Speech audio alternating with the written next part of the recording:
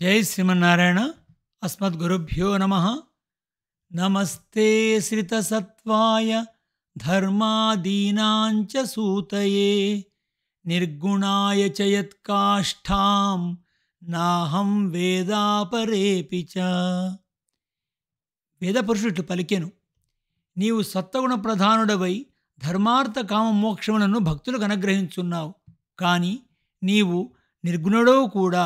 నీ తత్వమును జ్ఞానరూపుడను నేనే తెలియకున్నాను. ఇతరులు కూడా నీ స్వరూపమును తెలియకున్నారు.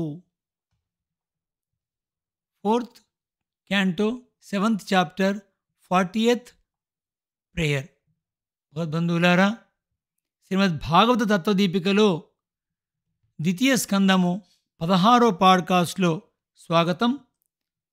ఇంతకుముందు మనం భాగవత చతుశ్లోకి భగవంతుడు బ్రహ్మకు అందించిన దానిలో విషయాలని తెలుసుకున్నాం. ఇంకా ముందు బాగానే తెలుసుకుందాం. తత్వజ్ఞానమును ఎరుంగగోరినవాడు ఈ విషయముని ఎరుంగదగును, ఇంతకంటే వేరొక విషయం ఎరుంగదనేది లేదు అంటే ఈ చతుశ్లోకిలోని సారాంశాన్ని గురించి చెప్తున్నారు. చేతనులకు జీవులు అచేతనముకు ప్రకృతి శరీరం వలె తనతో విడదీయ రాక చేరి ఉండెడి పరమాత్మ కంటే అతిరిక్తమగు వస్తువు వేరొకటి లేదు. అది ఏ సృష్టికి ముందు కారణముగా, సృష్టి తరువాత కార్యముగా ఉన్నది అని ఎరుంగుటయే విజ్ఞాన సర్వస్వము.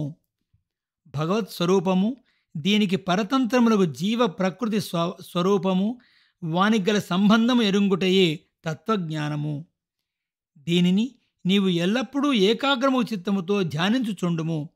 సృష్టి చేయునప్పుడు, సంహారం చేయునప్పుడు నేనే అన్నింటిలో ఉండి నిర్వహించున్నానని ఎరుంగుటచే మోహము కలగదు. ఇట్లు భగవానుడు చతుర్ముఖునకు రహస్యము తత్వజ్ఞానం ఉపదేశించెను. శ్రీహరి కర్మాయత్తమైన జన్మలేనివాడు. వెష్టి సృష్టికి అధిపతి అయి ఉన్న చతుర్ముఖునకు ఉపదేశము చేసి అతడు చూచుండగానే అతనికి దర్శింపజేసిన తన రూపమును మరుగుపరిచెను. కంటికి గోచరించిన రూపమును మరుగుపరిచిన శ్రీహరికి చతుర్ముఖుడు నమస్కరించెను. సర్వభూతముల స్వరూపం అతనికి గోచరించెను. వెనుకటి కల్పములో ఈ విశ్వం ఎట్లుండెనో అట్లే అతడు సృష్టించెను. భాగవత ధర్మములను ప్రవర్తింపచేసి రక్షించిన బ్రహ్మ ప్రజలకు మంగళము కలగవలనని భావించి తాను కూడా యమములను నియమములను ఆచరించినాడు.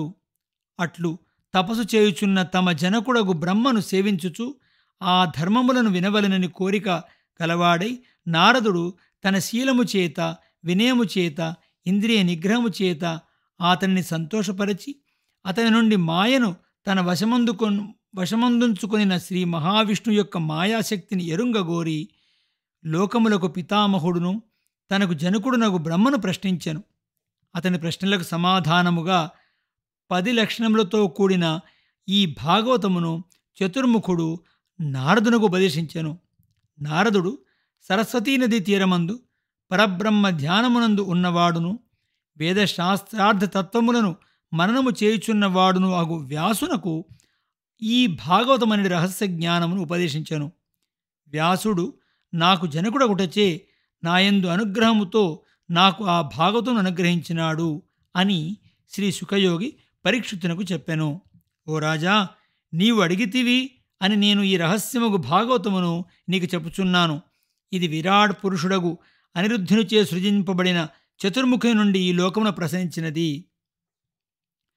భాగవత పురాణము 10 లక్షణములు కలదని చెప్పి తిని. 1 సర్గము, 2 విసర్గము, 3 స్థానము, 4 పోషణము, 5 ఊతులు, 6 మన్వంతర కథ, 7 సర్వేశ్వరుని చేష్టితములను వర్ణించుట, 8 నిరోధము, 9 ముక్తి, 10 ఆశ్రయము. ఇందు ప్రధానమైనది ఆశ్రయము. మనసున దేనిని ధ్యానింపవలనో దానిని ఆశ్రయమందురు. ఆ ఆశ్రయము భగవానుడే.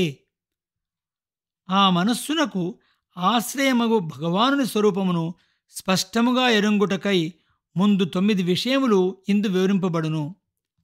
ఆకాశము మొదలు పంచభూతములు, శబ్ద స్పర్శ రూప రస గంధములు అనడి భూతముల సూక్ష్మావస్థలగు తన్మాత్రలు, జ్ఞాన కర్మ ఇంద్రియములు, అంతఃకరణమగు బుద్ధి, శబ్దముచే గ్రహింపబడి మహత్తత్వము మొదలగు వాని యొక్క ఉత్పత్తి సర్గము అనబడును.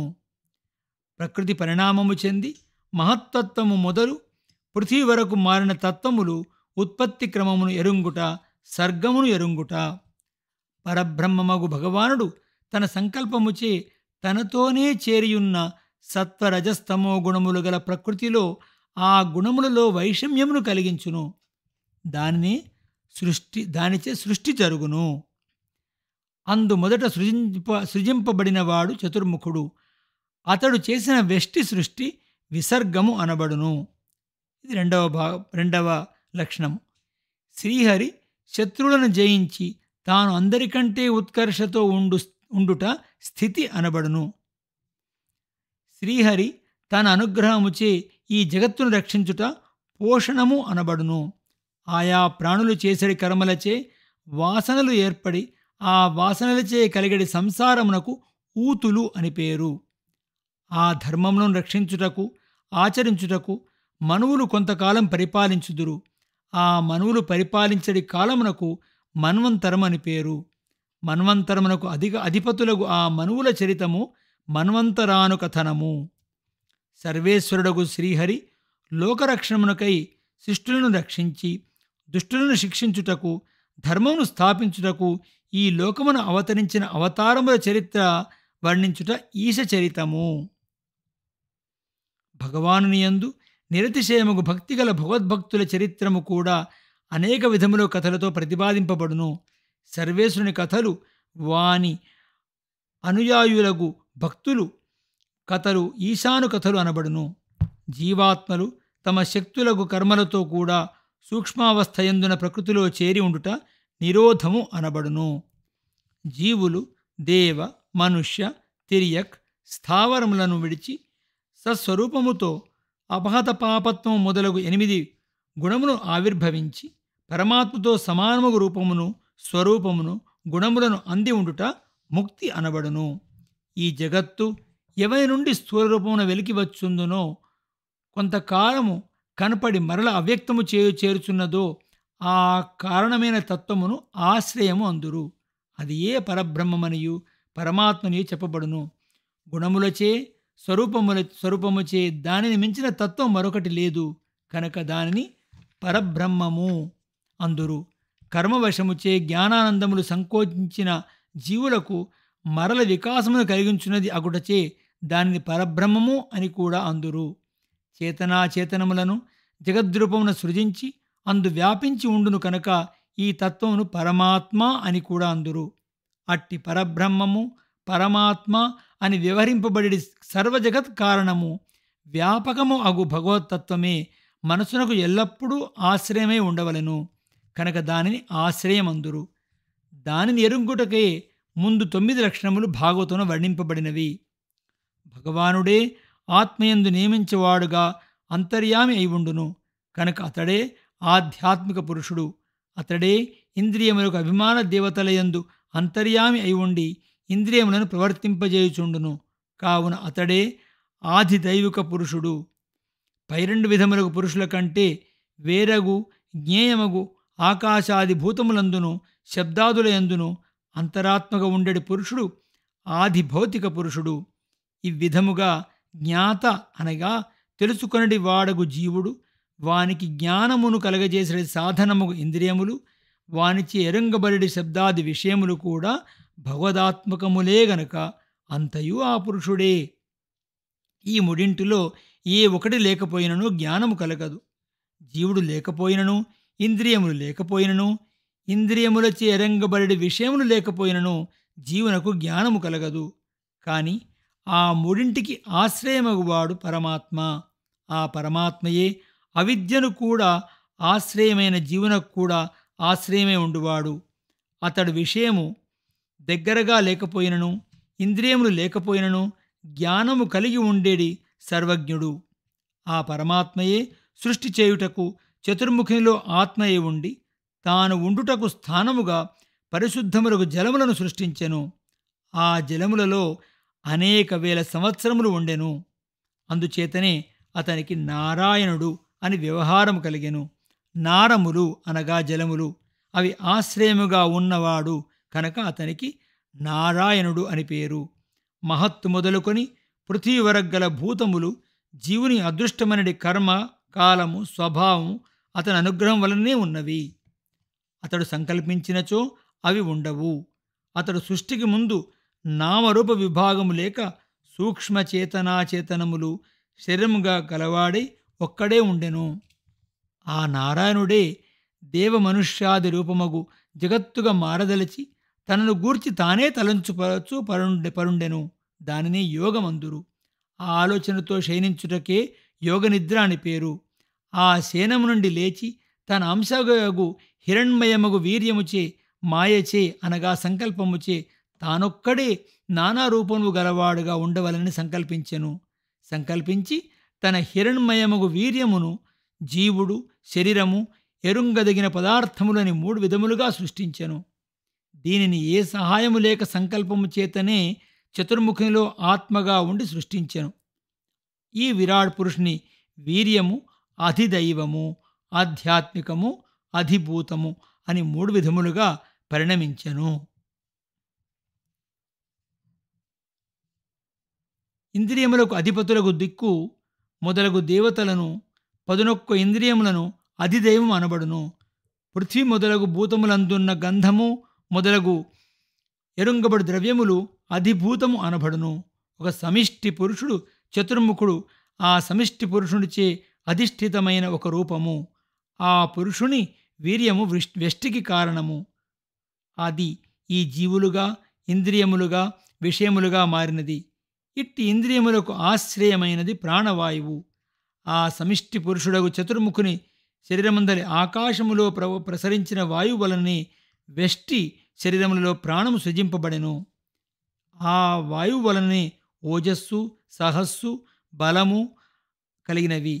ఇవి ప్రాణము యొక్క వ్యాపారములు.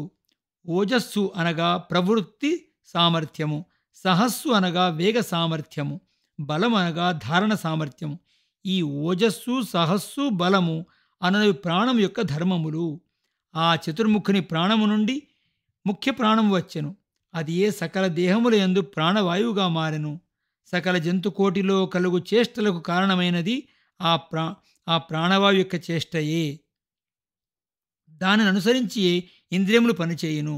ఆ ప్రాణమును అనుసరించియే ఇంద్రియములన్నీ రాజును అనుసరించి భృత్యులున్నట్టుగా ప్రవర్తించుండును. ఆ చతుర్ముఖుని శరీరములో కదలుచున్న ప్రాణవాయువుచే వాని శరీరమందలి జఠరాగ్ని ప్రదీప్తమగును. దానిచేతనే ఆకలి, దప్పిక కలుగును. ఆ ఆకలి దప్పులు కలగని ఆ చతుర్ముఖుని శరీరములో ముఖము బయలువడలెను. సమిష్టి పురుషుడు చతుర్ముఖుని ముఖము నుండియే వెష్టి శరీరములో ముఖములు ఉత్పన్నమాయెను. ఆ ముఖమునందు తాలువు అనగా జిహ్వమూలము బయలువడెను. అచ్చట నాలుక బయలుదేరను. ఆ జిహ్వ చేత పులుపు, కారము మొదలగు రుచులు ఎరంగబడుచున్నవి. ఈ జిహ్వేంద్రియమునకు తాలువు అధిష్టానము, రుచులు దానిచే ఎరంగబడు విషయము. వర్ణుడు దేవత, అట్లే ఆ ముఖము మాట్లాడవలనని కోరిక కలదాయెను. ఆ సమిష్టి పురుషుని ముఖము నుండి వాక్కునకు అభిమాన దేవత వహ్ని అంటే అగ్ని, వాక్కు అనడి ఇంద్రియము, ఆ రెండిటి యొక్క వ్యాపారమైన మాట బయలువడెను. ఇట్లు సమిష్టి పురుషుని శరీరము నుండియే వెష్టి పురుషుల శరీరము, అవయములు నిర్మింపబడినవి. ఆ బ్రహ్మ యొక్క కంఠమునందు చాలా కాలం ప్రాణవాయువు నిరోధింపబడెను. ఆ వాయువు చాలా కాలం ఇటునట్టు ఊగి వెలుపలకు వచ్చుటకు నాసికములు ఏర్పడెను. ఆ నాసికకు వాసన చూడవలని కోరిక కలిగెను. దానికి వాయువు అధిష్టాన దేవతగా తోడ్పడెను. అప్పుడు నాసిక అధిష్టానముగా దేవత వాయువు, ఘ్రాణము అనడి ఇంద్రియం బయలువెడలినవి. అప్పుడు దేనిని చూచుటకు శక్తి లేకుండుటచే తాను లోకమును చూడవలని బ్రహ్మకు కోరిక కలిగెను. ఆ తర్వాత జరిగిన భాగాన్ని ముందు పాడ్కాస్ట్లో తెలుసుకుందాం. ఈ విషయాన్ని 2 సార్లు వింటే కానీ మనకు పూర్తిగా అర్థం కాదు. రెండోసారి కూడా వినడాన్ని మనవి చేస్తున్నాను. జై శ్రీమన్నారాయణ. అస్మద్గురుభ్యో నమః.